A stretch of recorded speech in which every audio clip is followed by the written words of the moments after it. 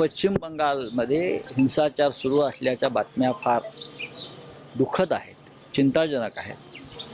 खरं म्हणजे पश्चिम बंगालच्या जनतेनं ममता बॅनर्जी यांना जोरदार बहुमत प्राप्त करून दिलं आहे. म्हणजे पश्चिम बंगालचा जो निर्णय आहे हा एक ऐतिहासिक आणि क्रांतिकारक निर्णय आहे लोकांनी दिलेला. ही देशाच्या मनातली भावना तिकडे उमटलेली आहे. असं असताना आता दोन्ही बाजूनी संयम राखणं गरजेचं आहे. विशेषतः जो पक्ष सत्तेवर असतो हे त्यांचं काम असतं. मग तसं पाहिलं तर केंद्रात भाजपची सत्ता आहे आणि पश्चिम बंगालमध्ये ममता बॅनर्जी यांच्या पक्षाची सत्ता आहे. त्याच्यामुळे दोघांनाही संयमानं काम घ्यावं लागेल. पण दुर्दैवानं पश्चिम बंगालचा राजकीय इतिहास हा नेहमीच रक्तरंजित आणि हिंसाचारानं भरलेला आहे. हे जरी खरं असलं तरीसुद्धा आज देशाची स्थिती ही अत्यंत गंभीर आहे. सगळ्यांनी निवडणुकांमधले मतभेद वाद एक मिटवून करोनाविरुद्ध लढण्याची एक गरज असताना सुद्धा हे का होत आहे याचा विचार दोन्ही बाजूंनी करायला हवा. एकमेकांना धमक्या इशारे देणं थांबवायला पाहिजे. निवडणुका संपल्यावर हे सगळं वादळ जेव्हा संपतं तेव्हा नवीन पर्वाला सुरुवात होते. दुर्दैवानं पश्चिम बंगालमधल्या हिंसाचाराला जर कोणी खतपाणी घालत असेल ते खतपाणी घालणारे पश्चिम बंगालमधले आहेत कि बाहरून कोई त्यांना उत्तेजन देता है ते सुद्धा पाहावं लागेल. मुझे लगता है अब तक वहाँ सेंट्रल पुलिस फोर्स का कंट्रोल है. अब तक वहाँ किसी की सरकार स्थापन नहीं हुई है. कल ही ममता जी ने वहाँ अपना रिजिग्नेशन दिया है और कल वो शपथ लेगी नई सरकार बनेगी.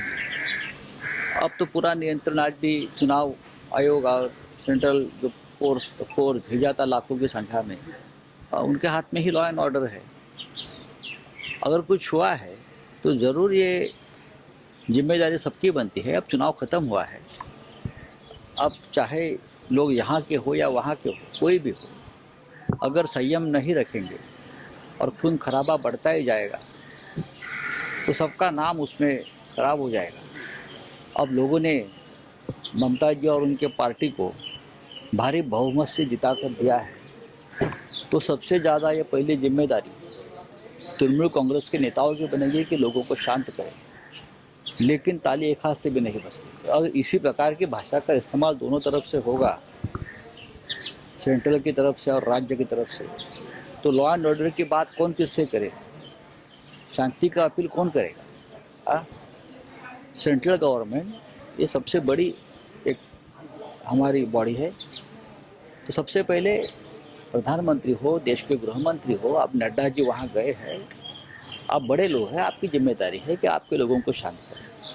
पश्चिम बंगाल का इतिहास राजनीतिक हमेशा इस तरह से राजनीतिक हिंसा का रहा है. उसमें से कोई भी पार्टी अछूत नहीं है, ये सबको मालूम है. लेकिन आज देश की हालत ऐसी है, कोरोना या और भी कुछ बातें हैं, देश की हालत ऐसी है, तो ये सब भूल कर हम एक साथ काम करने की ज़रूरत है. देखिए ये बात तो हमने बहुत बार रखी है, हमारे पार्टी की तरफ से भी. आदरणीय उद्धव ठाकरे जी ने भी ये बात रखी है, सबको एक साथ आकर लड़ना होगा. आपको मालूम है शरद पवार साहब ने यह बात रखी है महाराष्ट्र से. अब ममता जी के इस चुनाव के बाद जिस तरह का उनको निर्णय मिला है पश्चिम बंगाल की जनता से, मुझे लगता है कि उसका आदर जो है करना चाहिए. और पूरा देश की भावना है जो बंगाल में उमटी है, पूरे देश की भावना है. जिस तरह से पूरा केंद्र सरकार, पूरी बीजेपी, पूरी सत्ता, पूरा पैसा, पूरी सेंट्रल एजेंसी वहाँ लगी थी ममता को हराने में, तो वो सबको धुल में मिलाकर ममता जी अगर जीती है तो मैं मानता हूँ ये देश के मन की बात पश्चिम बंगाल की भूमि से सामने आई है. तो ये एक जनादेश भी है, एक आदेश भी है कि सभी जो बीजेपी विरोधी है उनका कोई फ्रंट बने अच्छा, और 2024 के चुनाव में हम एक साथ चुनाव लड़े.